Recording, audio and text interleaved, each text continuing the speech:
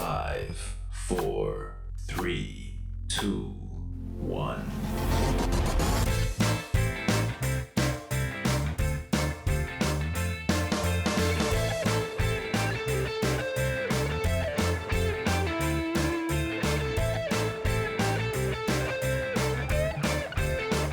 Hello and welcome to Trojan Vision's The Week That Was, covering the news and events for the week ending Friday, February 7th, 2020. I'm your host, Aaron Taylor. Troy University kicked off African American History Month the way it has for nearly 2 decades by welcoming visitors to campus to learn lessons in leadership, in particular by hearing from speakers of national prominence. Noah Peavy has the story. Last Friday and Saturday night, Troy's Leadership Department held their 19th Annual Leadership Conference. It began on Friday night with Dr. Mary Frances Berry, who talked about how important the conference is to the city as a whole before opening the conference. A program with the community, with business, and with education people to talk about cooperative efforts to improve conditions, although I think that Troy is in pretty good shape already. Beyond this, she pressed the importance of needing to be involved with our civil duties in the political world. This is an election year, and voting is very important, and everyone should. Running for office is very important, but I also believe that nonviolent protest is necessary in order to make politicians do what you want them to do. So I say protest is an essential ingredient of politics. Dr. Berry also believed in the importance of students being individuals throughout their lifetime. You should get involved in activities on campus, off campus. You should have a conscience, you should be informed, but mainly you should work on your academic work, because one thing you're here for is to learn, to give you the skills to go out in life and, I hope, make a difference in a positive way. The conference wrapped up on Saturday with the daughter of former Governor Wallace, Peggy Wallace Kennedy, as the keynote speaker as the conference celebrated African American History Month. Noah Peavy, Troy, Trojan Vision News. Troy University students typically spend their time studying on campus, but that's not always the case. Students had the chance this week to learn about studying abroad. Want to go to Cuba, Argentina, London, or Greece? It's possible, and Brady Talbert shows us how. The Study Abroad department was in the Trojan Center on Wednesday, letting students ask the question, why study abroad? Studying abroad broadens your horizons, obviously, as just to more round you as a person, but it also helps you with your future employment and your future grad school applications. Study Abroad coordinator Sarah McKenzie oversees the department that takes students overseas. She says there are nearly 20 trips planned each year for students to see the world. This summer, students can travel to Cuba, Argentina, and Uruguay. In 2021, she said the Galapagos, London, and Greece are on the table. A lot of students have never traveled before, never been to an airport. They learn to negotiate the airport. They learn to solve problems while they're abroad because of maybe a language barrier. Now, as we reported last week, study abroad trips headed to China have been canceled due to the threat of students getting the coronavirus. Right now, until there's some guidance or some direction that, that's good to travel back into that area, then there will be limitations on the travels. And because all the airlines shut down, they're not flying into China anymore, we had to cancel our trip. And also, obviously, for the safety of our students that were going there, and also for the safety of all of us for when they returned, we didn't want them to contract that virus and then come back and spread it around. Students who have questions about studying abroad can email troyabroad@troy.edu or visit the Study Abroad office in Hawkins Hall, room 037. Brady Talbert, Troy, Trojan Vision News. And some Troy students didn't have to take a plane to get a taste of another culture, as Troy's Confucius Institute gave students a literal taste of a traditional Chinese menu item. Allison Polk shows us how.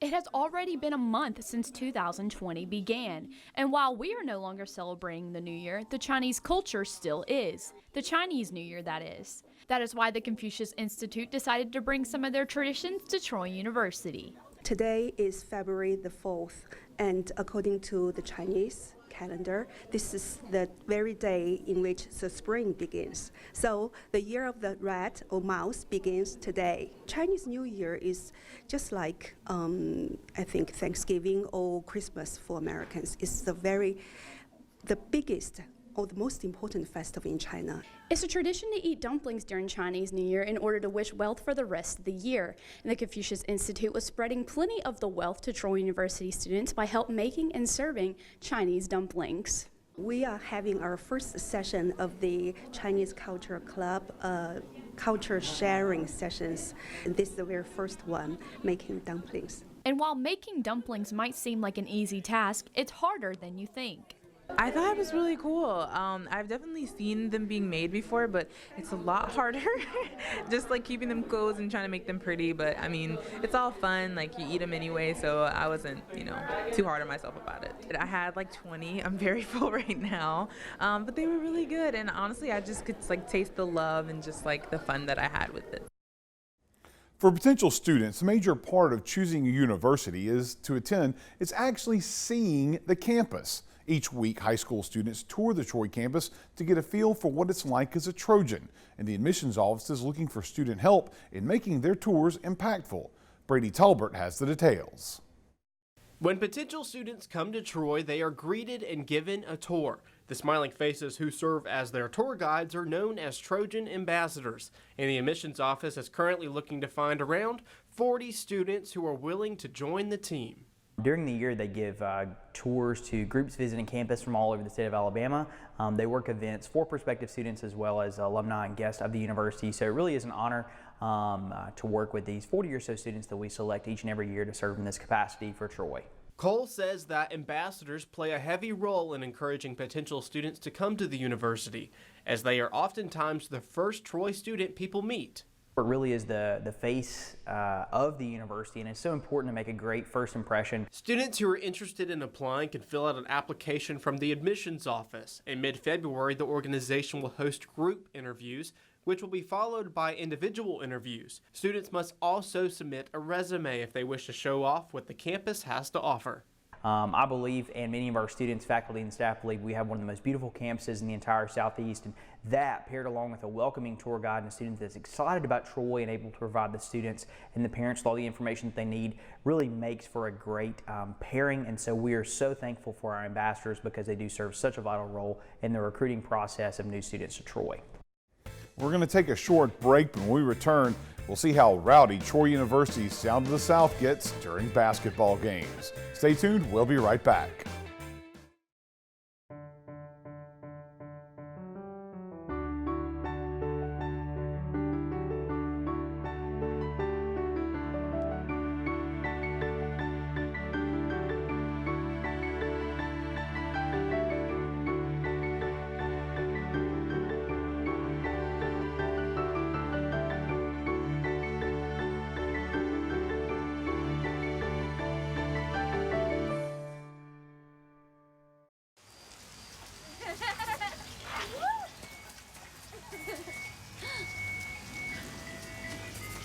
Mom, can we get some ice cream? Please, Mom, please. No, we're having dinner soon. Please.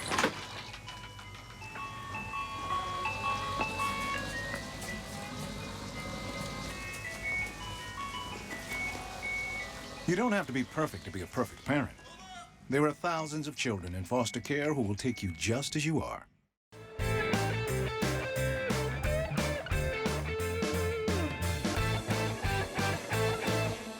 Troy University's Office of Career Services is a place where students can stop by to get advice on their career choice or prepare for the job hunt. Well, on Wednesday, students didn't have to travel to their office in Eldridge Hall to get some help, as Career Services made a temporary home in the Trojan Center. Aaron Dixon shows us why. The spring semester welcomes seniors who are trying to apply for jobs and then sophomores and juniors who are trying to apply for internships. And on Wednesday, Career Services held a resume pop-up event in the Trojan Center food court to look at students' resumes. The students have a resume, they can stop by, we can check over it for them, and if they don't have one, we can give them some tips on how to get started. The resume pop-up event lasted from 11 until 1 and gave students the opportunity to make their resumes better. But they also had some tips for students who are starting to make their resumes. So the number one thing is make sure you keep it professional. So a lot of times people want to add in clip arts and borders and pictures, and we really say to stay away from that because you want it to just be very simple and easy to read. We also really encourage students to keep it to one page and try to keep it as relevant as possible to the job that you're trying to apply for. Career Service is not done for the semester as they will look towards February 19th in the Major Exploration Fair. Big event that's coming up is we're going to have our Major Exploration Fair. That's coming up on February 19th from 1 to 3 in the TC ballrooms, and it's really for underclassmen, and so like freshmen and sophomores who have a major and maybe they want to switch or they're unsure of what their major should be. They can come in, talk to faculty, talk to staff, and find out what that major is like and what kind of jobs they can get with it. If students still need help with their resume, they can schedule appointments on Handshake, or they can go to the Career Services office in Eldridge 124 for an appointment. Students can also follow Career Services on social media at Troy U Career. Aaron Dixon, Troy, TrojanVision News. At Trojan basketball games, there's a group of students who do their best to keep opposing teams on their toes. As Stuart Bradley shows us, this group of Trojans not only excel at providing music for the games, but creative commentary as well. Have you ever been to a game at Trojan Arena and heard something along the lines of, "I had a nightmare last night that I went to Texas State"? Well, besides hitting high notes, the Sound of the South basketball pep band loves hitting opposing teams with their insults. Apparently only two things come from Texas: steers and bad basketball teams. Heckling is one of my favorite things ever. I do it at basketball games, football games, whatever, like wherever the Sound of the South is, I'm there heckling. Heckling is just a fun way to like cheer on our team, cheer on the Trojans, as well as psych out the other team. Oh, she got a cupcake on her head! We're told from the day that we audition for this ensemble, as well as the day that we get hired, that our job is to not only bring the energy to the arena, but also to bring down the energy of the other team. When you know that something you have done personally in a stand or in a stadium environment has affected a player that helps Troy, you know, in whatever way possible, it's pretty cool. Hey, number 0! Don't be alarmed and then a toilet brush on your head! From verbal insults to whiteboards and waving signs, the band will always find a way to try and get under an opponent's skin in hopes of giving the Trojans an advantage. Well, it's a stadium atmosphere thing. We're all about helping and supporting. Well, really, we just kind of see, like, you know, what they're messing up on, and then we harp on what they're messing up on, or we'll find one thing that they're wearing that no one else is, and then we'll just like yell at them about that. Bro, imagine being so ugly your hairline's escaping you. And at many points, it works, from making players miss shots,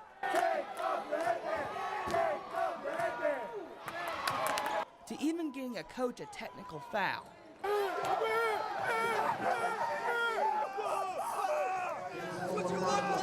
And once they get someone riled up, they'll keep the insult fire burning.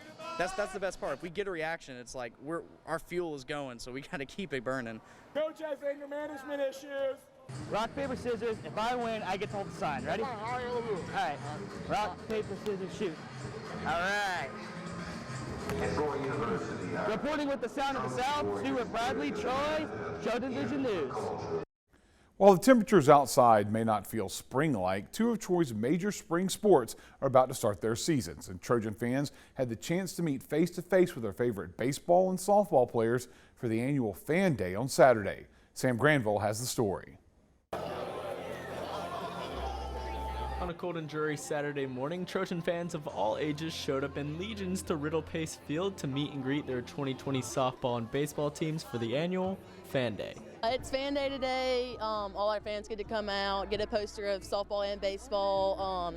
Fan Day's fun. We get to meet our fans. The fans get to meet us, and it's just a really fun day out here. On a morning that saw crisp winds and a light drizzle, the weather had no effect on the massive turnout that came to support their beloved Trojans. We don't have great weather today, and the fact that we have so many people out here supporting both these teams just shows what the Troy community is all about. So I love showing Team 27 off. I think Coach Smart loves showing his team off. They're both going to be really exciting teams to watch.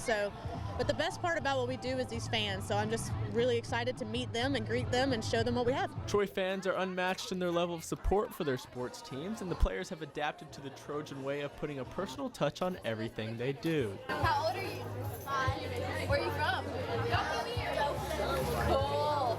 our fans get to know our players. Today's a great day for them to meet those young people and see who they are and put a face with a name. And I'm excited that they get that connection. I'm not sure you get that in bigger places, but we do always get it here. And by the 10th, 12th, 15th game of the year, they're cheering for somebody they know, and that makes a huge difference. I think that's the beauty of Troy. And with less than a week out from the softball team's home opener, they're hoping for a similar turnout to cheer them on this Friday. So we love all of our fans. We love to see all of y'all's faces in the crowd, and it really just helps us having that home field advantage when all of y'all are there. It really just helps us to be hype, just play for y'all and perform for y'all the best we can. The softball team will open with 3 home games this weekend, beginning this Friday at 3 p.m. Sam Granville, Troy, Trojan Vision News. One of Troy's newest student groups is trying to spread a little love. That's coming up right after this break, so stay tuned. At Troy University, we offer military students more than just flexibility and convenience. We offer top-ranked programs that are an investment in your future. And like the military, you'll be part of something. A powerful network of more than 158,000 alumni worldwide. And we will be with you all the way. Proudly serving our military since 1950. Trojan Warriors, one and all. It's a beautiful day out here. Sunny today with light breezes, giving way to clouds in the afternoon. We could see some light precipitation to moderate precipitation later on, followed by powerful storm-like conditions. 90 miles per hour winds are expected. Authorities are asking everyone, stay indoors. Come on, that's it. Let's go.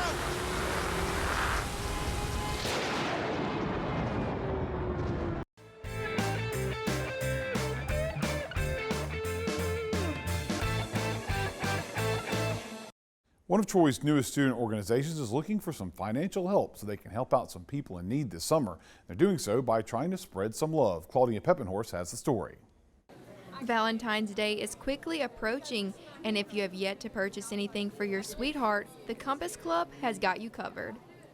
Today we are selling a Valentine's Day package for $5. It includes 1 carnation, a bag of candy, and a card.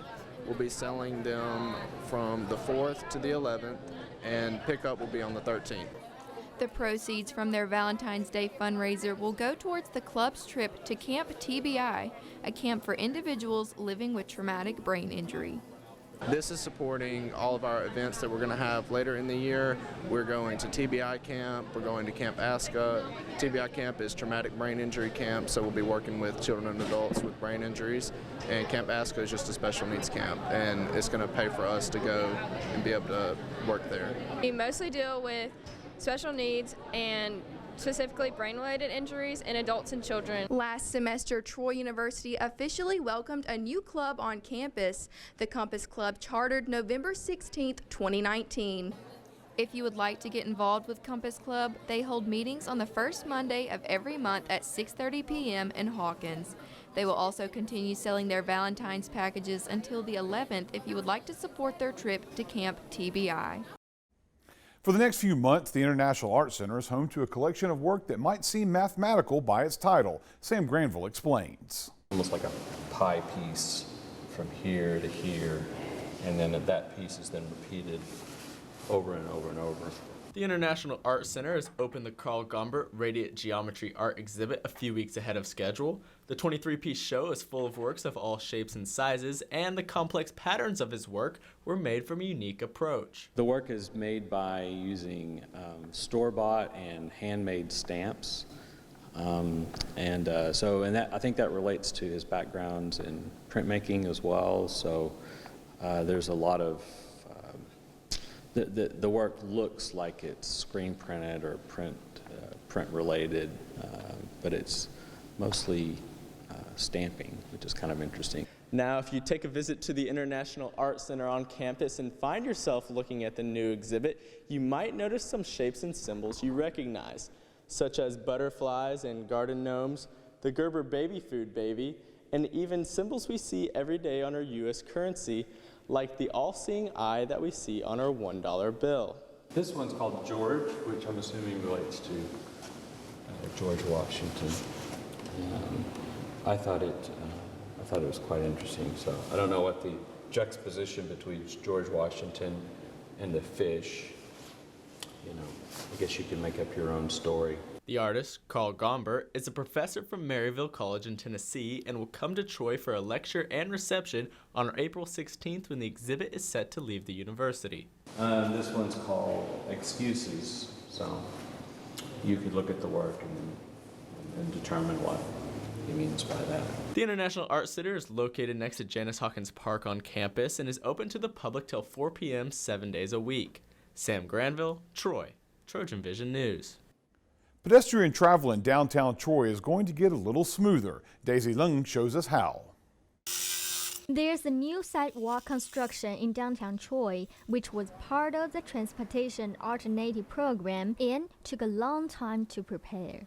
We actually applied for this and got the grant back in 2017, but it takes about a 2-year process to do all of the surveying and design work and engineering to bring a project to fruition. The project is divided into 3 phases and expected to be completed within 90 days. In this project, we've got West Elm Street, which they are working on right now, West Church Street that goes from 3 Notch down to the courthouse, and also South 3 Notch from Church Street to Love Street. The new sidewalk in downtown Troy were built mainly for amenity. The city of Troy has been working to improve its cityscapes for several years. We've got a downtown plan called the Downtown Vision, and one of the purposes of redoing the sidewalks and streetscapes is to improve and revitalize our downtown.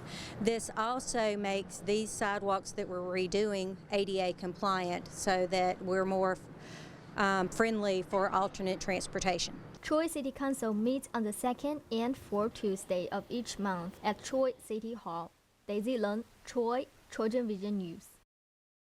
It's time for our last break. When we return, we'll learn about the upcoming baseball season from head coach Mark Smart. Stay tuned. We'll be right back.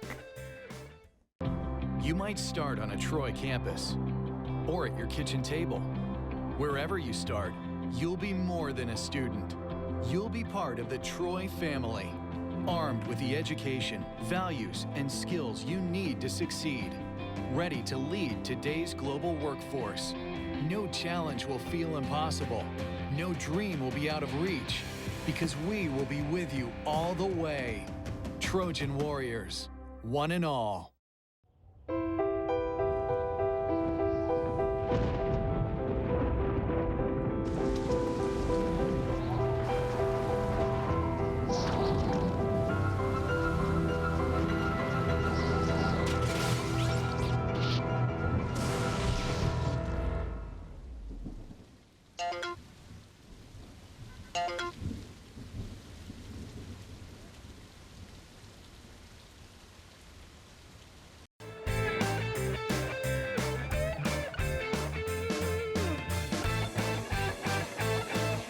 The Trojan baseball season starts next week. We'll get a preview of the season from head coach Mark Smart in this week's Trojan Talk. Hello and welcome to Trojan Talk. I'm your host, Aaron Taylor. With me today is Mark Smart, head coach of the Trojan baseball team. Mark, thanks for joining us here today. Glad to be here, Aaron. And you're here. That means baseball season's right around the corner, an opportunity for folks to hit Riddle Pace Field for some action. Just tell me, how excited are you for the season to get started? It's always exciting, Aaron. I've been doing this a long time, but I never lose that excitement about the first game of the season. We've been going since August. Our guys have been very patient. They're starting to lose that patience. They're excited to play. I never have to worry about our readiness to start the season. I'm not sure we'll play great, but I know we'll be excited to play, and we'll get started and then figure out what to do. But it's always an exciting time. It appears the weather may be cooperative. We'll see.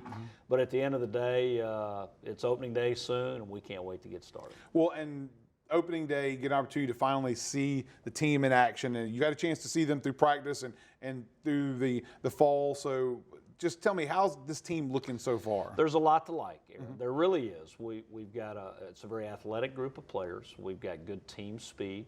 It reminds me a little bit of our 2018 team. It was a very fast team. We had 3 guys in the outfield that can run. We've got 3 guys in the infield that can run. So it's going to be a fun team to watch. The thing that possibly offensively we've done some things that I didn't think we'd be capable of. We've hit the ball out of the ballpark a little more than I thought. We'll see if that carries over. But ultimately it comes down to how we pitch and I'm excited about the group of people we've got on the mound, led by Levi Thomas, returning Friday night starter. Looking forward to seeing him in his third year. He's grown and matured quite well. If we pitch well, then I think our athleticism and our team speed will be a factor. I like the things that this team presents. But ultimately, Aaron, you've got to go out there and put them in position and see how they deal with some tough things. And if we can be a tough type team, we'll have a chance to be a really good ball club. I truly believe that. And dealing with tough teams, good point there, because the schedule you guys have this year, not necessarily one of the easiest schedules the Trojans have had. Love the opportunity it presents, really do. We start out, we've got a heavy home schedule the first 2 weeks, and then we're on the road for quite a bit in the middle. We've got University of Florida on the road, which is a great opportunity. We host the University of Arkansas in a 2-game midweek set. Those teams are perennial national championship contenders. We'll learn a lot about our team in those two formats, but what they do mainly, those type opportunities give us a chance to really learn more about our team and how we're going to handle the conference schedule. We have to have success in our conference first to move forward. And our conference is always very tough, 30 games. You have to play well for 10 weeks. So those difficult early season matchups give us a chance to be better later in the year and then hopefully build into something that gives us a chance to play in the postseason. Yeah, and of course, how does conference play looking so far? I know the season hasn't started yet, but you kind of probably have an idea of what you're looking at competition-wise. Certainly do, and Coastal Carolina's been the bell cow the last couple of years. They moved into our league as a really good team, and that hasn't changed. They've been really good. They've had success both years, but our division's really tough with Coastal, South Alabama, Georgia Southern, perennial very good teams.